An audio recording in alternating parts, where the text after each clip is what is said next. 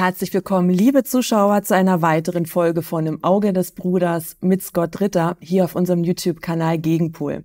Mein Name ist Monique Stegemann und in dieser Woche geht es um folgende Themen. Der russische Verteidigungsminister Sergei Schoigu nannte überraschenderweise einen Zeitpunkt bis 2025 bis zum Abschluss der Kampfhandlungen in der Ukraine. Was bedeutet das genau? Läuft wirklich alles nach Plan für die USA mit dem billigen Krieg gegen Russland, wie es einige US-Politiker formulieren? Was bringt Deutschland das neue israelische Luftabwehrsystem Arrow-3? Hallo Scott, schön, dass du dir wieder die Zeit genommen hast. Wie geht's dir? I'm doing fine, thanks. Scott, lass uns direkt auf die erste Frage schauen, denn der russische Verteidigungsminister Sergei Schoigu gab bekannt, dass die Moskauer Militärplanung für den Krieg in der Ukraine bis 2025 geht. Wie schätzt du diese Aussage ein? Soll damit der Druck auf die NATO-Staaten erhöht werden, um ihnen die Kosten für die weitere Unterstützung der Ukraine vor Augen zu führen? Oder bereitet sich Moskau tatsächlich auf die Umsetzung der Ziele vor, die es von Anfang an stipuliert hatte? Well, first of all, I think we need to understand that Russia doesn't bluff. So when Russia says it's going to do something, it's going to do something. Now, Russia has also shown that it is open to, rational, reasonable counter offers from the West, and we see this.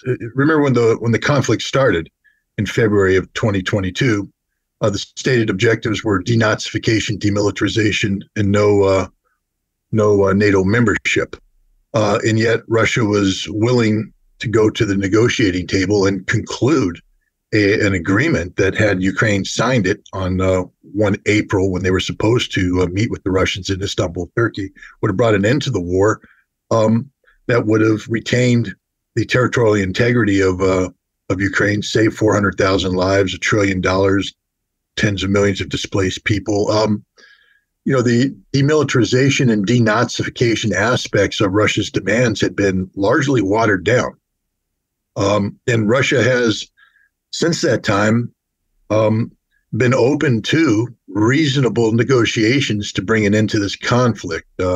Russia has made it clear that it will not tolerate Ukraine ever being a member of NATO. And so far, NATO has not shown a willingness to be open to that Russian requirement. And the Ukrainian government, likewise, is not open to the possibility of negotiation, let alone let's talk what negotiation would look like. The president of Ukraine has encouraged the Rada to pass laws that prohibit negotiations with Russia. And the president of Ukraine himself has articulated a so-called 10-point peace plan, which is anything but. And faced with this, Russia has to reevaluate its approach. The goal of Russia is one of the goals is demilitarization. That's taking place as we speak with the strategic victory of Russia over the Ukrainian military that's ongoing. But I think Russia is now becoming very serious about denazification, recognizing that the Ukrainian government in its current manifestation represents an unacceptable resurgence of neo-Nazi ideologies and beliefs, a cancer on the Russian border that has to be excised. And to do this, Russia will have to expand the scope and scale of this conflict. Again, keeping in mind that Russia did not intend to annex 4 additional territories when this war began, that became a byproduct of Ukraine and NATO's desire to continue this conflict. Russia is now looking at the necessity of seizing up to 5 additional territories and incorporating them into Russia in order to protect the ethnic Russian population of Ukraine and to weaken Ukraine so that whatever exists at the end of this conflict can never again manifest itself as a threat. Russia has, I think, wisely said that such an extension of the war effort and objectives would probably require Russia and to maintain a high level of readiness and preparedness and mobilization up through 2025. Is this pressure on Ukraine and the West? Well, it should be. One would like to believe that the West, recognizing that Ukraine has no chance whatsoever of defeating Russia, that a strategic Ukrainian defeat is inevitable, would seek to intervene as one intervenes with an alcoholic, and to try to get Ukraine to stop drinking from the cup of national hubris, which is basically suicidal for Ukraine and increasingly for NATO itself. What we're seeing now is more and more NATO nations are stepping up saying we have nothing left to give. We ourselves have run out of military equipment, and we don't have the funding to continue to, acquire this equipment and send it to Ukraine. The United States is running that problem as well. So I think, would Russia be open to negotiations to bring an end to this war? Russia has said they're always open to reasonable negotiations. Is the public pronouncement of this new policy framework a means of putting pressure on Ukraine and NATO? Of course, I don't think the Russians are naive enough to believe that it wouldn't put pressure. But is this a bluff? No, absolutely not. Russia will prepare the means necessary to carry out this expansion of the conflict. They currently have more than sufficient military force available to strategically defeat Ukraine. But the problem is if Ukraine withdraws into the depth, let's say goes back to the Dnieper River and beyond, Russia doesn't have the military force capable of expanding the conflict in pursuit of recalcitrant Ukraine. To get Ukraine to surrender unconditionally, which will be the terms of Russian victory, Russia will need more men. And it will take time to mobilize these men, to train these men, to prepare these men, and to employ these men. And that's why Russia is looking to 2025 as the likely end date of this conflict. Siehst du Anzeichen dafür, dass an den Berichten des britischen Geheimdienstes einer bevorstehenden russischen Großoffensive etwas dran sein könnte? Und warum sollte die russische Offensive besser verlaufen als die seit Monaten andauernde ukrainische Offensive mit wenig vorzeigbaren Ergebnissen? Well, yeah, I'm not here to. I don't know the sources of information of British intelligence. We do know the British intelligence has been heavily slanted in favor of Ukraine, and that usually when there are major leaks of this nature, it's designed to embarrass or denigrate Russia. But increasingly, what we've seen in the West is sort of a wake-up call as Western intelligence, Western government, Western media starting to report the truth about the situation. So I believe that the British intelligence is observing certain indications that point to the possibility, if not probability, of a Russian counteroffensive. But the British do not have a history of understanding Russia, and what the British would call a counteroffensive and what the Russians may actually do are two totally different things. Russia's not in the business of needlessly sacrificing troops on the field of battle to achieve photo opportunities. Russia's in the business of killing Ukrainian soldiers at a ratio that it far exceeds that which one would normally expect in modern warfare. The Ukrainians failed in their counteroffensive because the Russian army, simply put, is better than they are. Better trained, better equipped, better led, better organized, with better doctrine.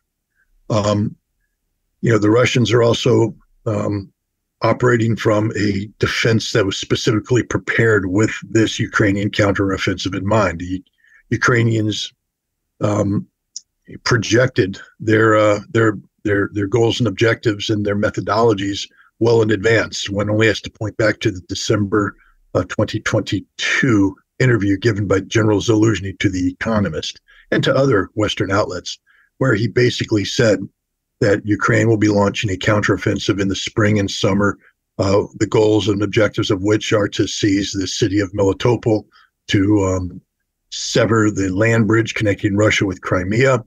He said that they need specific material support sufficient to equip up to 12 brigades. And then he listed in great detail the equipment that he was looking for. Armed with this information, even an amateur strategist would be able to understand that you need to build a defense in depth from Robotyno to Melitopol, which is exactly what Russia did. So the Ukrainians launched an attack that they had been announcing for months, right at the place where they announced they were going to attack, using the forces they announced would be participating in this attack, and the Russians were ready for them. Does it surprise anybody that Russia is winning this fight? No. If Russia launches an attack against Ukraine, one, Russia will not announce it in advance. It will happen at a place and time of a Russian choosing. British intelligence could very well be wrong on what they think. And even then, the British intelligence is very non-specific because the Russians are not, unlike their Ukrainian counterparts, giving interviews to the West saying, this is what we plan to do. This is how many troops we plan to do it with. This is where we plan to do it. When the Russians attack, it'll be, at a time and a place that the Russians have chosen based upon, a number of circumstances which will ensure a favorable outcome for Russia. That's the difference. The Russians are professionals who are objective driven. The Ukrainians are increasingly amateurs who are using the battlefield as an extension of their PR and psychological operations campaign. Ist dir irgendein Szenario bekannt, wonach die USA selbst oder im Verbund mit der NATO eigene Truppen in die Ukraine entsenden könnte? Dass es dafür keinen Artikel 5 braucht, hat die NATO ja 1999 in Jugoslawien eindrucksvoll bewiesen, auch wenn es keine Boots on the ground waren, sondern ein Luftkrieg geführt wurde. I mean, is there a possible scenario? We can hire fiction writers and they can come up with anything. I mean, there have been novels written on slimmer premises. But the reality is that neither the United States nor NATO has the military capability of responsibly and sustainably putting boots on the ground in Ukraine. How many boots will be put on the ground? Where are they going to come from? Who's going to feed them? Who's going to give them the fuel? Who's going to give them the ammunition? What happens when they all die? Who's going to replace them? NATO is in the process of trying to build a 300,000 strong rapid response force, 300,000. Russia just expanded their military from 900,000 to 1.5 million, and that does not include all of the forces that have been accumulated for specific duty in the special military operation, the numbers of which hover at just below 1 million. So Russia has easily 3 times as many troops dedicated to the special military operation than NATO claims it needs to muster to create this rapid response force. Russia is on a wartime footing. The Russian troops have been bloodied. They are experienced. They know what war is. The Russian defense industry is fully mobilized, pumping out all of the material support necessary to ensure a Russian victory on the battlefield. In the West, they're struggling to build enough munitions capable of supporting Ukraine. In doing so, they've stripped away their own arsenals and their own stockpiles of ammunition and weaponry. They haven't rebuilt these. Let's just talk about Germany. I challenge Germany right here. Here's my challenge to Germany. Mobilize a brigade today. 1 brigade. That's all I'm asking for. 5,000 men ready to march into Ukraine right now. Go. You can't do it. I'll give you a month. You still can't do it. I'll give you 6 months. Can't do it. You don't have a brigade that's capable of waging war. And a brigade will be killed in less than a day and a half. In a day and a half, a German brigade will be annihilated on the field of battle in Ukraine. How many brigades does Germany have? Not enough is the answer. And not only that, these brigades would break down before they got to Ukraine. Logistically, have the Germans been preparing for war? Have they been maintaining their equipment? The answer is no. It's pathetic, the state of readiness of the German military. And here's the other thing. How many German soldiers are willing to die for Ukraine? I can ask a beggar question. How many German soldiers are willing to die for Germany? Do they join the military so they can eat food and drink beer and put on a uniform, attract girls or attract guys? This is, of course, the woke generation. Or are they ready to fight and kill? Did they join to kill people in defense of their country? The answer is no. This is a soft army. It's a weak army. It's an army that doesn't know how to fight, doesn't want to fight, can't fight. And they're going to go up against the Russians in Ukraine. The Russians right now, who are literally fire-breathing, death-dealing monsters.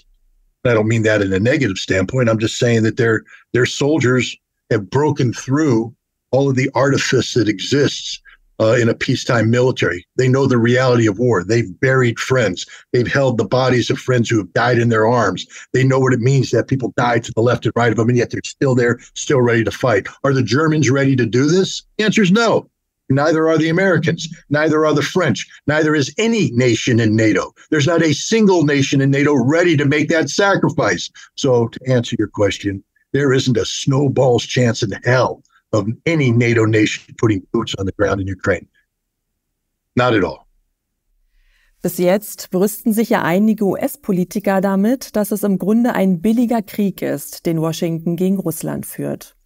Geld kann man nach Belieben drucken, die heimische Rüstungsindustrie erlebt einen Boom und Deutschland hat man energiemäßig von sich abhängig gemacht.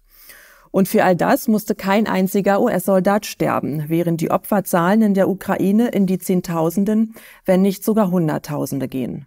Läuft also alles tatsächlich nach Plan in Washington? Again, let's just pretend for a moment we're German. You don't have to pretend. I will.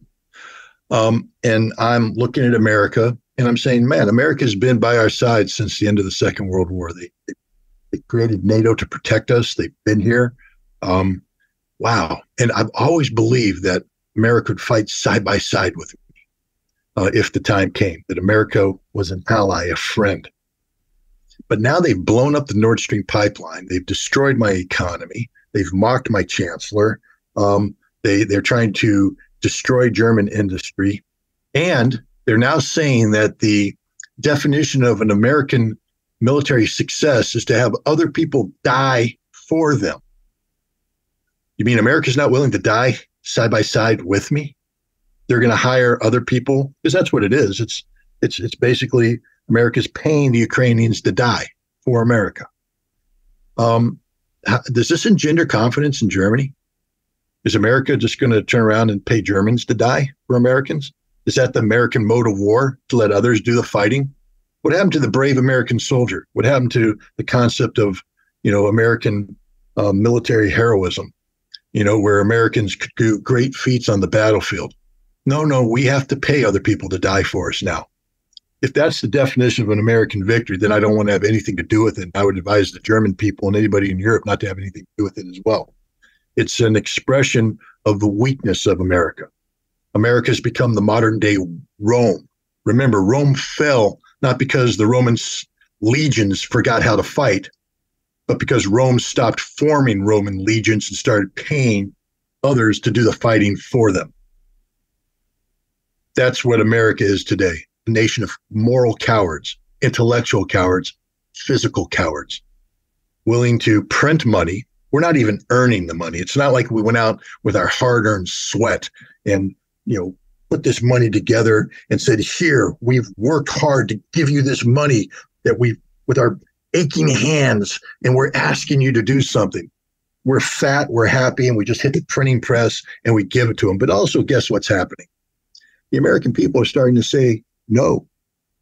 Congress right now in the United States is undergoing a little bit of a revolution, so to speak, around the issue of continuing to provide bottomless support to Ukraine.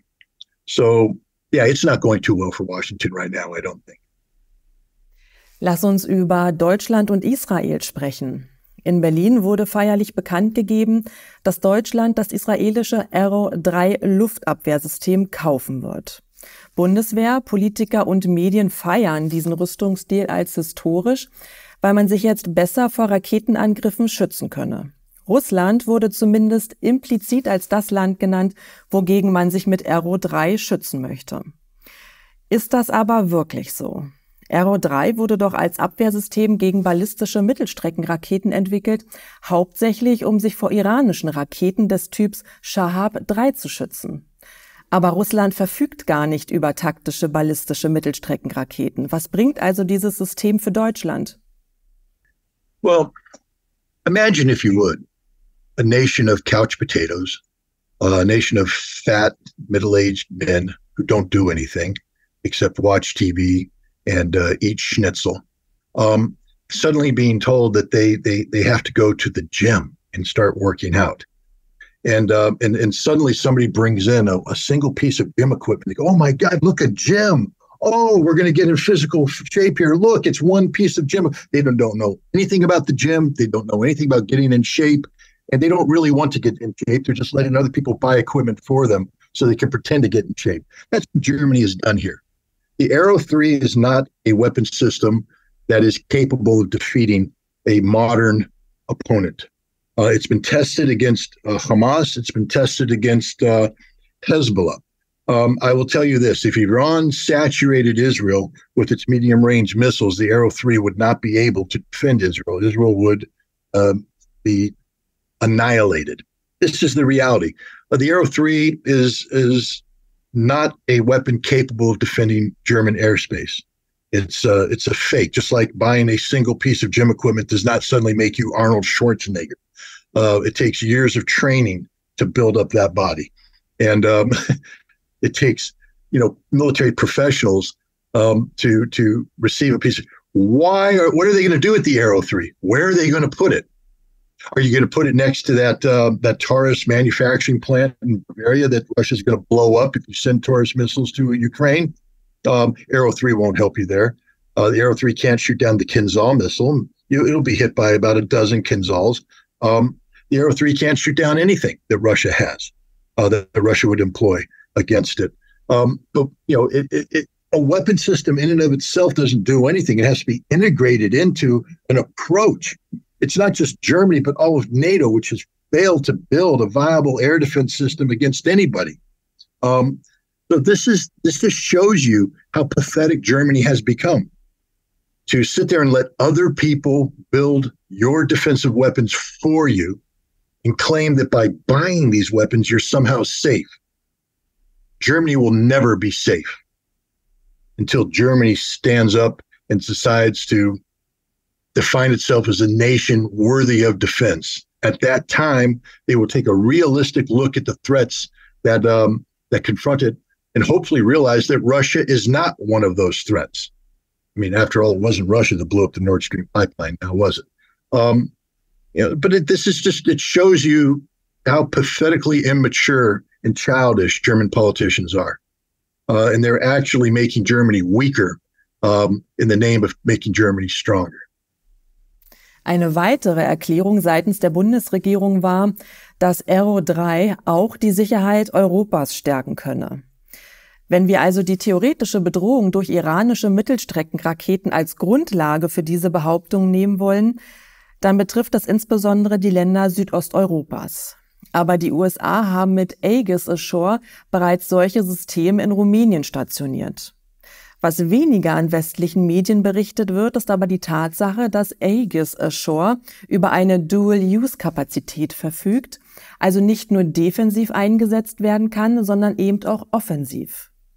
Kannst du unseren Zuschauern mehr darüber erzählen und warum das für Russland ein Problem ist? Well, let's talk about Aegis Ashore in terms of its stated goal or stated mission of missile defense. Aegis Ashore is a Mark 41 system. It uses a phased array radar that can detect incoming threats, discriminate them, and then it can fire using this modular system. I guess the SM-3 missile or a modification thereof that will intercept the incoming threat. We use it on ships, and indeed, when you take a look at America's anti-ballistic missile plans, we will use and we plan on using a number of these destroyers and cruisers that are equipped with Aegis as a missile defense screen in and of themselves. But we put it on the ground in Romania and in Poland, ostensibly to defend Europe from an Iranian missile threat. There is no Iranian missile threat to justify this, and the systems are oriented towards Russia, not Iran. So it just shows you how stupid it is conceptually. The Russians complained from the very beginning that the system is destabilizing. Even in its ballistic missile defense mode, what it does is it creates the potential of a nuclear first strike for NATO, for the United States, because if the United States has these two systems plus other ships that it can deploy around the periphery of Russia, they could launch a preemptive strike against Russia, taking out Russian command and control and Russian ballistic missile capabilities. And any surviving Russian missiles now would have to come through a missile defense shield, meaning that the Russian response could be perceived by the United States and NATO as being so small as to not constitute an existential threat, which means that NATO could destroy Russia, receive a minimum response, and emerge victorious in a major conflict. This is destabilizing from the Russian standpoint. So they've been opposing these two systems. But the Russians have also pointed out that the Mark 41 system has a dual use capability. On board the ships, the Mark 41 is also used, the same platform, to launch the sea-launched Tomahawk cruise missile. Now, the United States said, no, you got to trust us on this. We've done a minor electronic modification in the system, and it can only fire the surface-to-air missiles. But Russia was denied the ability to inspect this, to verify this. They were told to trust this. Less than a month after President Donald Trump withdrew from the Intermediate Nuclear Forces Treaty, the United States carried out a test of the Aegis Ashore system using the Tomahawk missile. Now it's a ground-launched cruise missile, which is a violation of the INF Treaty, but of course we withdrew from it, so it doesn't matter. And so basically, the United States, through its act, it's proved that the Russians were telling the truth, that the United States intended all along to use these systems in Romania and Poland as a potential platform to deliver cruise missiles against Russia in time of war. But it's more than just that. The United States has been developing an additional missile. I think it's called the SM-6 Typhoon, which is a surface-to-surface variant of the SM-3 surface-to-air missile with longer range. And so, and that is also fired from the Mark 41 Aegis Ashore system. So now we have two platforms, one in Poland, one in Romania, that in addition to contributing to the destabilization of European security by providing a missile shield that Russia views as threatening, can also be used as a forward deployment area of intermediate range missiles, some of which could be nuclear armed against Russia. That's the threat here. The bad news for Europe, for the United States, is that Russia, recognizing this threat, has built a series of weapons that can easily defeat this system. And one of the first things that will happen if there is a NATO-Russian conflict is that these two facilities will be destroyed from the very start. Everybody who operates those facilities will be dead. That's the reality. Russia will never allow these systems to be operated against it in time of war. Vielen Dank, Scott, wie immer für deine aufschlussreichen und interessanten Analysen. Wir freuen uns auf nächste Woche. Thanks for the interview. We'll talk again next week. Vielen Dank. Tschüss. Meine lieben Zuschauer, auch an euch herzlichen Dank fürs Zusehen. Wenn euch die Sendung gefallen hat, teilt das Video doch bitte breit in den sozialen Medien, abonniert eben noch unseren Kanal Gegenpol und vor allem, wenn ihr mal Fragen habt, die wir unbedingt an Scott Ritter stellen sollen, dann schreibt sie uns doch in die Kommentare. Ich freue mich auf euch, eure Monique.